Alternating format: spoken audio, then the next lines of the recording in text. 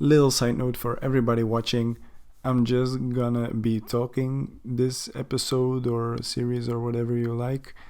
Nothing really to see here, except at the end I will put a lap in the MotoGP 2020 game of the JEREZ circuit. For the rest, you can just go about your business and listen to me and post your thoughts in the comments so we can have a talk. Right, let's go on with the video. Hey, what's up everybody? My name is SaltyPlayer20 and today we've got some good news because it's race week. Yes, MotoGP is going to start again and I am so excited because I just love MotoGP. If you check the background and stuff, you may have seen some MotoGP references. I have Rossi over there, but I assure you my wall is full with other riders. I see Mika Kallio there, Scott Redding. They don't ride MotoGP now anymore, but great riders nonetheless. But today I'm going to try to do a preview of the MotoGP 2020 season.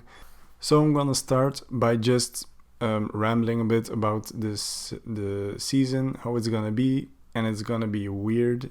I'm gonna just check my list here. So as it stands, and that's with the assumption that COVID-19 doesn't get any worse, or I hope it gets better, because otherwise I think it will be a short season. It's already gonna be a weird season.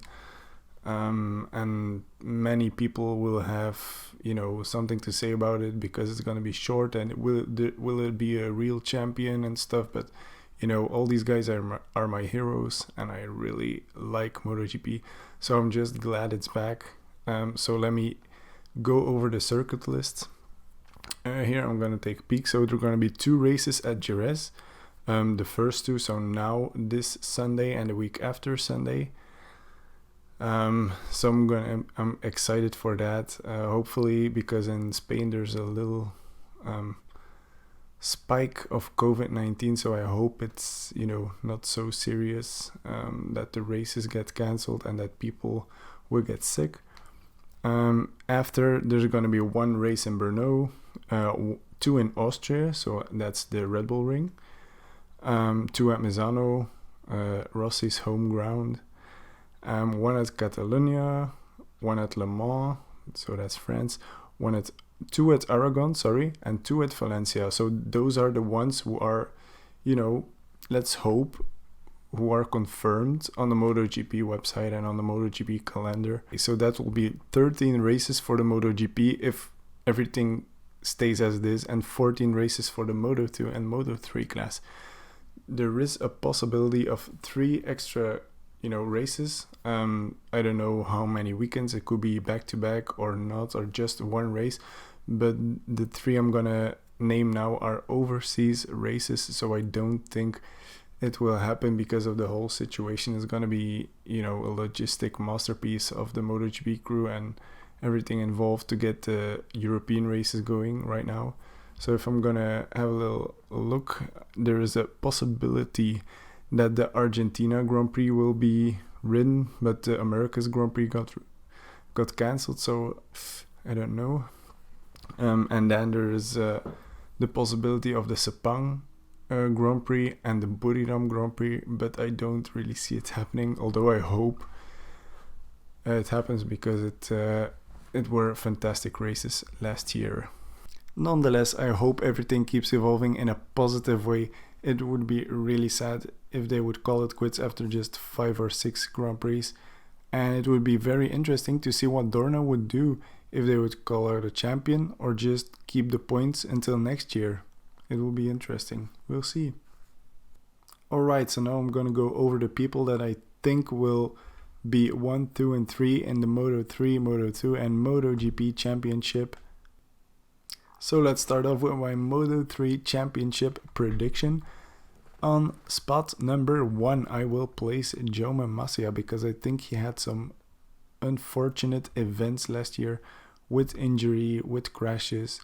So I think he will be number 1 because he's on the sharp end for a couple of years now, but unlucky. My number 2 is Tony Arbolino, because I think he's also a great rider. He had some wins last year. He's always at the sharp end, or most of the time. So I think he will be very close. And my third rider is, let me just take a look. My third rider is Gabriel Rodrigo, because I also think he had some misfortune with some injuries, some just unlucky situations. And I think he will want to prove himself. He's in a great team, new number, so I hope he will do well, and I think he will be the third one in the championship. So now I'm also going to say who I think will be the ones to watch. From the rookies, I think that will be Barry Baltus, because he's Belgium and I'm Belgium. So I'm a little bit biased, but I think he's a really great rider. He showed some nice stuff in the CEV Championship and the Red Bull Rookies Cup. So I think he will be doing very nice. Also, for the non-rookies, I think the one to watch will be Tetsuki Suzuki. I hope I didn't fuck up his name, so sorry if I did. But he is a very nice dude, because he's fast. He won the Misano Grand Prix last year, and it was so nice, so emotional to see him win it. Totally deserved in the sick 58 Squadra Corsa team. So I hope he will do well. And at last, my JEREZ race prediction winner, I think it will be Jaume Masia. Here you go. So having said that, all about the Moto3, I'm now going to continue to the Moto2. And I think I'm just going to go straight into it. I think the champion this year will be Augusto Fernandez. I said it, like me, dislike me, I don't care. I think he will be champion because he's been on the sharp end a couple of times last year. Now he's in a great team, a Belgium team, by the way, and the Mark VDS team. So I think he will be on the sharp end this year to finish the championship in a nice way. The second one, I think, that will be there is Thomas Luthi, because he's always consistent. He's just, he's a killer. He's always at the sharp end. He's very consistent, has nice results. He's also in a pretty great team. His teammate Schrotter also pushes him to do better, and vice versa, So I think it will be also close for Luthi. And the third one is going to be Lorenzo Baldassari, I think. Because he's also at the sharp end every year, two years in a row now, but he couldn't quite, manage it to grab the championship. It's very hard also to pick 3 names from the Moto2 list, because, they're all very good. There's like 10 people that can be on the podium, or that can be race winners, so it's very hard for me to pick somebody. Moving on, my one to watch as a rookie in the Moto2 is going to be Aaron Canet, because I think, he did great in the Moto3 championship. There was already one race, so I think he will do great. He had a very nice result as a rookie in the Moto2. I think we can see some nice things from him this year.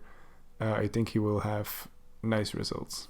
And the non-rookie dude to watch is going to be Tetsuta Nakashima. I hope I pronounced his name right. I'm sorry otherwise. And there was already a race, and he won the race. So I think it's not going to be the last one.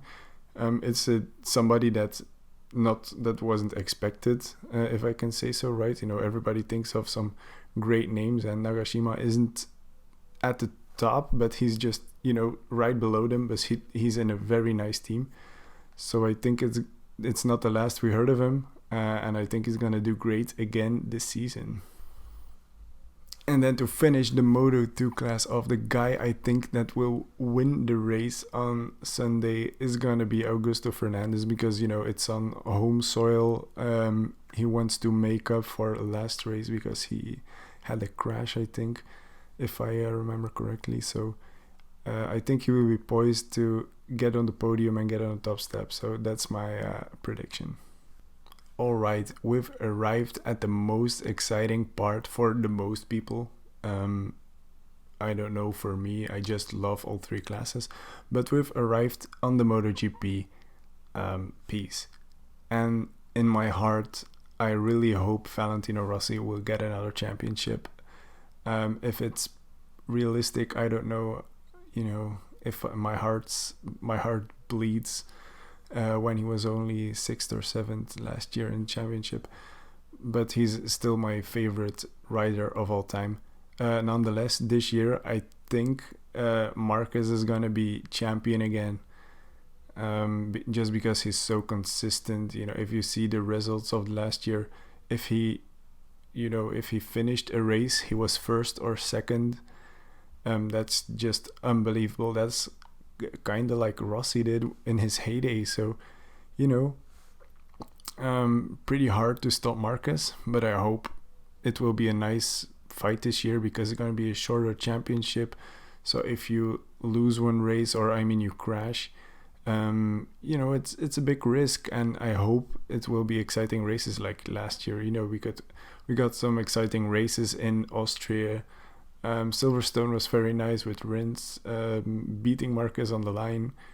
Buriram, where Marquez and Quartararo fought, it was really nice. So I think Marquez is going to be champion again. Who knows? We'll see. The second, I think, is going to be Quartararo, because he's got his contract in the pockets right now for the factory Yamaha team the next 2 years. So I think he's going to be all right. Last year, he did a very nice job as a rookie. He, had a lot of poles, did great races, not so consistent every time. But I think it's going to step up his game even more this year, and it's going to be really awesome. And the third one, I think, is going to be Andrea Dovizioso, because he also is very consistent. He's very, fast at the sharp end of things. So I think he's going to be the third one. And he's a really, he looks like a very friendly guy. So I really hope he gets far this year in the championship. If you're a fan of Andrea Dovizioso, I can give you some little tips. If you search in Google for the documentary of Undaunted, I think it's free to watch. It's from Red Bull, and it's a documentary on Dovizioso's championship run, or his last year's campaign. So it's pretty nice, very nice documentary. So we've arrived at the ones to watch piece, and I think the rookie we have to watch will be Brad Binder, because he's just a beast on the bike. He has the similar riding style like Paul Espargaro, so I think it will suit the KTM good. And I hope he can do very nice this year, because he seems like a very nice person. The most of them are. But he seems really cool, and I'm a great fan of him. And the non-rookie I think we're going to have to watch out for this year is Aleix Espargaro, because I just think he's a little underrated by some people, and I think he's just a great pilot, because he never had a great ride, you know what I mean? He didn't have a factory Yamaha or a Honda or something. He always was a kind of an underdog guy, but he has great skills and is a great rider. So I think he will be the one to watch from the non-rookies. Then the JEREZ race winner, I think, will be Quartararo. He did very nice there last year, but his bike stopped because he had a technical issue. So I hope he does very nice. He's a very cool dude, you know, if you follow him on Instagram and stuff. He's 21. He's just amazing. I'm 24.